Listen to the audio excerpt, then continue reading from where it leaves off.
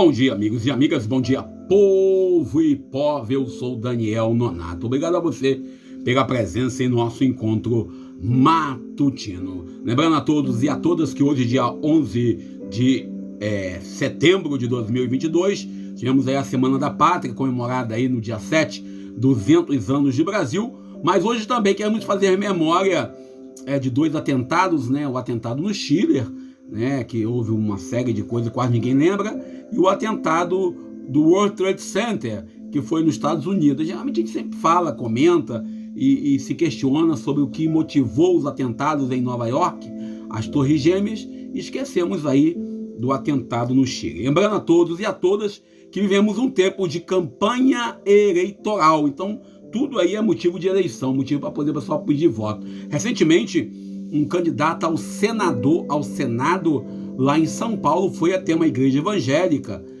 pedir voto e foi chamada a atenção. É isso mesmo, merece mesmo chamar a atenção. Igreja púlpito não é espaço, não é palanque, né? Como o meu palco não é piquedeiro para dar espaço para otário, também o púlpito, o altar não é palanque para nós ficarmos aí fazendo campanha para A, B, C, D, F, G, H ou será quem mais. O Brasil chegou a esses 2 séculos e nós temos muito o que questionar, muito o que celebrar, muito o que lutar para que aconteça da forma certa. E aí eu fico recordando, assim, de forma assim, muito simples e objetiva, a forma em que foi feita a nossa comemoração. Primeiro, fizeram questão de trazer o coração de Dom Pedro. Trouxeram o coração de Dom Pedro, porque vamos celebrar com o coração de Dom Pedro, etc. e tal. Depois, fizeram questão de transformar a data em si num palanque eleitoral. Bom, eu não vou entrar nessa questão, acho que nós brasileiros sabemos fazer festa, não é isso?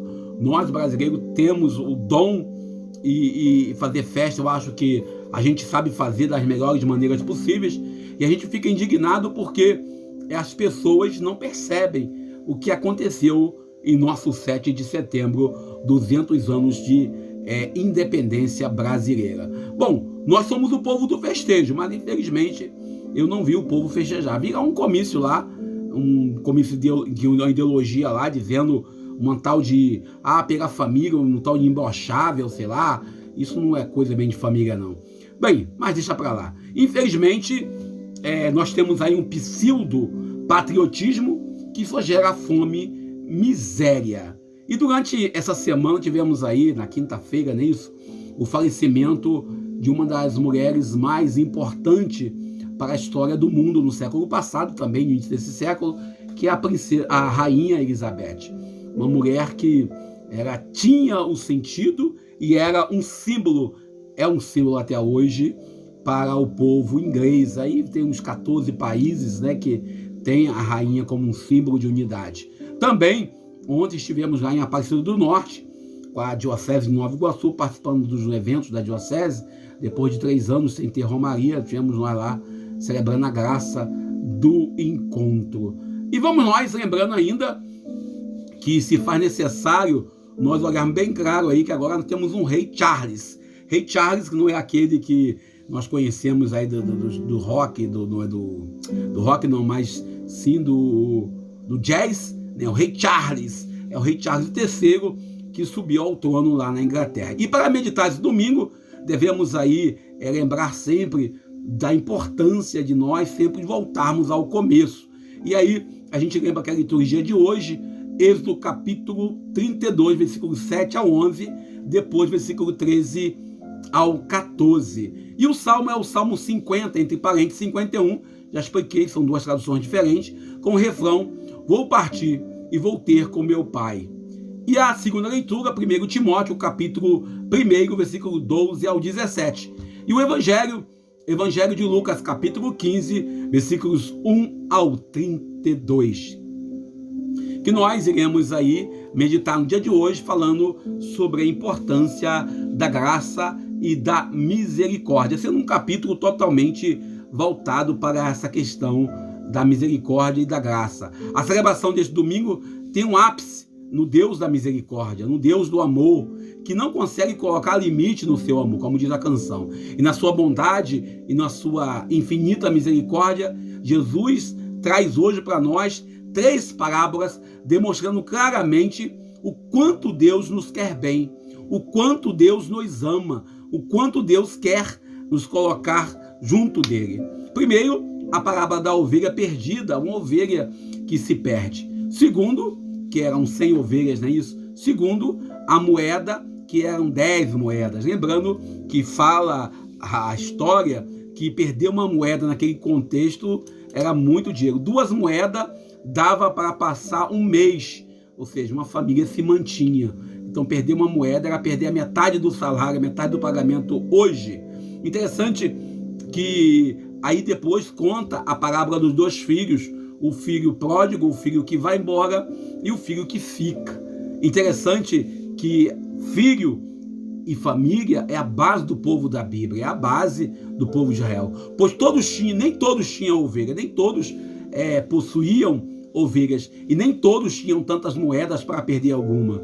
Mas todos naquele contexto tinham moeda, todos naquele contexto tinham filhos, todos naquele contexto tinha alguém que vivia com ele que o amava bastante. A família. Jesus, na sua andança pela essa realidade temporal, quando ele habitou esse tempo, ele andou sempre com aqueles que eram excluídos, com aqueles que eram pecadores, daquele contexto, e ainda servindo de escândalo para uns e outros. E nesse tempo que muitos invocam a Deus como cabo eleitoral, apontando e condenando todos que não orbitam a sua bolha e não concordam com a sua ideologia, sobretudo aqueles que falam que não tem nenhum tipo de ideologia. Esses têm mais ideologia do que qualquer outro. A ovelha e a moeda e o filho são comparações que não têm nada em comum, olhando assim de forma isolada. Contudo, se olharmos bem claramente a intenção de Jesus contar essa parábola, a ovelha necessita de proteção. Ela não pode escolher se vai ou se fica. Simplesmente ela é conduzida pelo Senhor. É uma alusão aos membros da comunidade, a nós, igreja, que se afasta da comunidade por vários motivos que não vamos enumerar por questões até de ética, né? E devem ser procurados e conduzidos de volta ao convívio. E a moeda, que era muito valiosa, como eu disse, era metade do salário, representa o valor de cada pessoa. E a dona da moeda é uma pessoa que procura essa moeda, ela tem 10 moedas. E essa leitura, ela serve direto para a nossa comunidade, para a comunidade reconhecer quanto que vamos dizer assim, ela vale.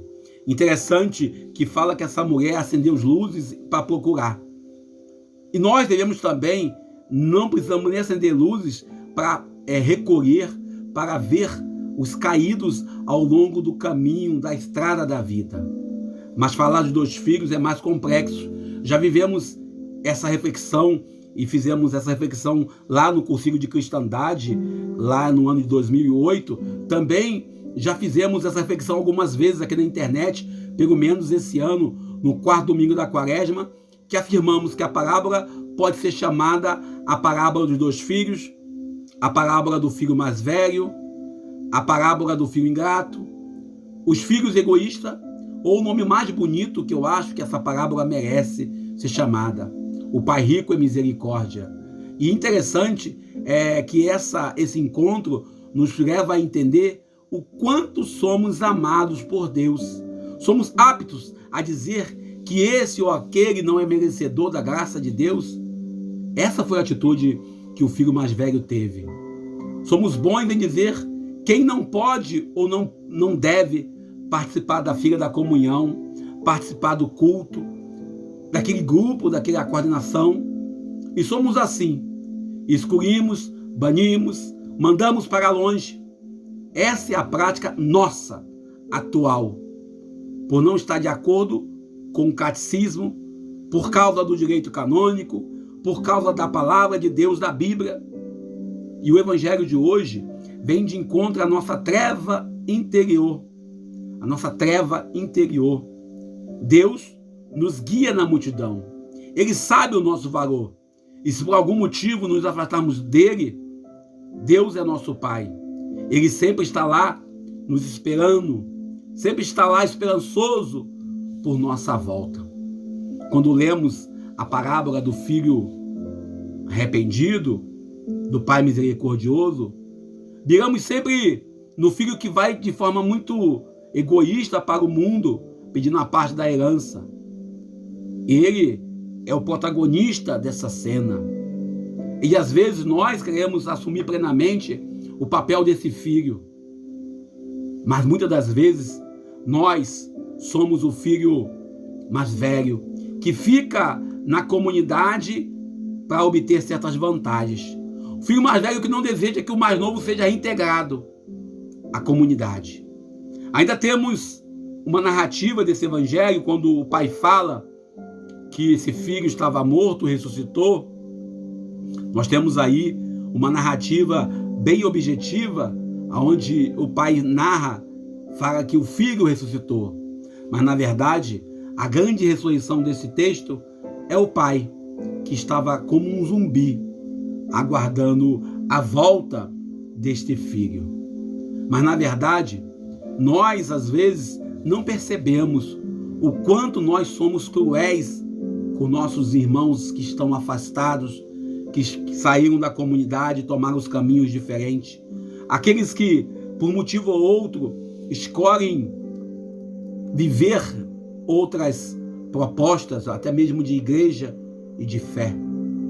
Nós não sabemos acolher, como aquele pai acolheu, como Deus, nosso Pai, nos acolhe. O pai vivia naquela solidão, sempre na vigilância, olhando para o horizonte, esperando o filho voltar da sua escolha triste. Por isso, Jesus fala da festa para o pecador arrependido. E essa festa aqui narrada traz todo o simbolismo. E aqui voltamos lá no dia 27 de março desse ano, quando nós falamos sobre o filho pródigo, sobre a parábola do pai misericordioso. O filho recebe uma roupa, sinal de veste batismal, uma pessoa nova. O anel, sinal da aliança, do compromisso com o reino. E a sandália, sinalizando a sua condição de filho de Deus, de amado por Deus.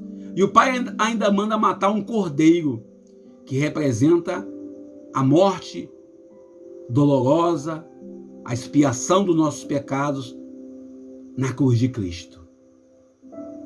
Nós, às vezes, somos teimosos e queremos, às vezes, negar a nossa opção por Jesus de Nazaré.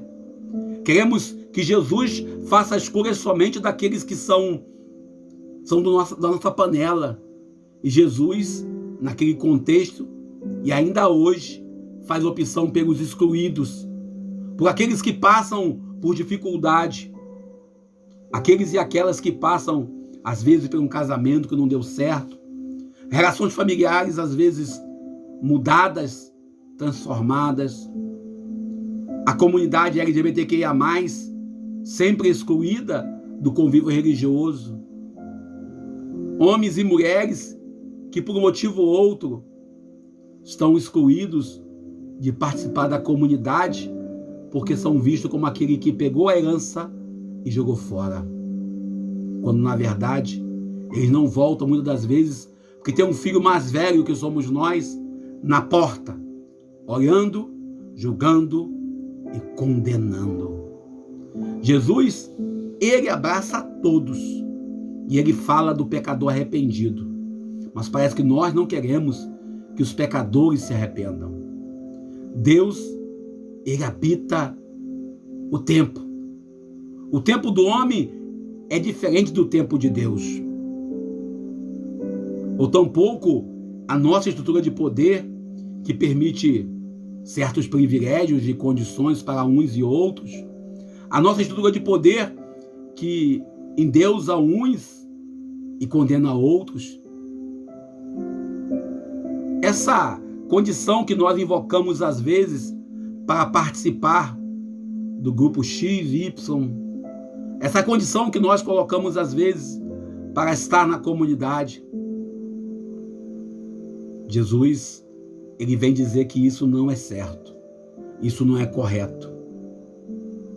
A lógica de Deus não tem nada a ver com a nossa lógica humana, do nosso dogmatismo no contexto judaico daquele tempo, e talvez nem com o dogmatismo desse século, onde se invoca todo tipo de documento e de lei para excluir, para abandonar a pessoa à sorte do tempo. Deus não tem nada a ver, muitas das vezes, com julgamentos e condenações de padres, pastores, bispos, diáconos, líderes de comunidade. Deus está longe disso, pois a lógica de Deus é sempre permitir que o pecador volte. Somos chamados a ser aquele que busca a ovelha perdida, que procura, que caça a moeda perdida e que acolhe aquele irmão que saiu cheio de razão da comunidade. E também somos chamados a reconhecer muitas das vezes os nossos erros. A exemplo daquele filho que saiu da casa do pai e quebrou a cara, muitas das vezes nós somos esses que quebram a cara. Diante de marginais, dos presidiários, diante dos que cometem os crimes, nós temos o costume de falar de boca cheia. Bandido bom é bandido morto. E diante de um corpo caído na rua, uma pessoa vítima da violência, assassinado, logo nós afirmamos que só morreu porque devia. E assim vamos reproduzindo uma cultura de exclusão, uma cultura de morte. Sem esquecer que quando alguém se afasta da comunidade, somos capazes de, nos bastidores da comunidade, fazer todo tipo de fofoca. E geralmente nós não vamos atrás para dar o abraço de pai, para dar a acolhida que Deus quer que nós demos para todos aqueles. Apoia aquele que precisa ser abraçado. E nós somos bons e até demais em citar a Bíblia, a citar documentos X, Y, K, W, mas temos uma dificuldade danada de colocar em prática o mandamento do amor, o mandamento que Jesus nos dá nesse projeto sagrado que é a salvação de toda a humanidade. O filho pródigo cai em si. Talvez nos falte também isso. Caímos em nós mesmos para nós entrarmos no projeto e nos arrependermos. Neste tempo de campanha, é um tal de justificar os desvios dos candidatos com as desculpas mais vazias que a outra. Usam Deus como cabo eleitoral, justificando a sua posição, assumindo um papel no discurso e pratica outra, se assemelhando aos que ficaram interrogando Jesus naquele contexto. O filho que sai de casa, que rompe com o pai, que rompe com o sistema naquele contexto, nos ajuda a entender o quanto nós estamos preocupados em manter as estruturas, o quanto nós estamos preocupados em estar ali, acochambrado, como diz no meio militar, acochambrados. O filho que não vai, o filho que fica em casa, talvez por comodismo e para obter prestígio, afinal, ele era o mais velho e ele tinha direito a toda a herança. O evangelho desse dia nos ajuda a pensar se de fato nós estamos na comunidade por causa do amor profundo que nós fizemos, do encontro sagrado, do mistério de Deus, ou estamos porque é mais cômodo, estamos porque é mais fácil. O evangelho desse domingo fala de perdão, fala de misericórdia e ainda sobre a importância de nós, como igreja que somos, buscarmos os afastados, os isolados, os que estão à beira do caminho. E às vezes pensamos que perdemos tudo. Às vezes, eu particularmente, quando estava vivendo o desemprego, nesses um ano e 7 meses, tinha dia que eu acordava pela madrugada e pensava, meu Deus, por que me tiraram tudo? Por que me tiraram meu chão, meu trabalho, minha dignidade? E às vezes nós até duvidamos do amor de Deus. E às vezes pensamos que perdemos tudo. Mas como diz a canção, somos todos filhos amados. E mesmo quando tudo parece desmoronar por causa das nossas escolhas, precisamos manter a fé. A ovelha perdida, ela não tem opção, ela é conduzida. A moeda, mesmo de grande valor, é apenas um objeto. E nós devemos olhar para nossas consciências e ver o quanto nós somos esbanjadores da graça de Deus. O quanto nós estamos esbanjando aquilo que Deus nos confia. O quanto nós negamos, o quanto nós cometemos de infração diante da realidade de um Deus de amor, um Deus que nos confia. Muitas vezes em nossas igrejas nós servimos a tudo, menos ao Evangelho, menos a Jesus de Nazaré. Criamos subterfúgios, viramos clube social, mas não seguimos verdadeiramente o Evangelho.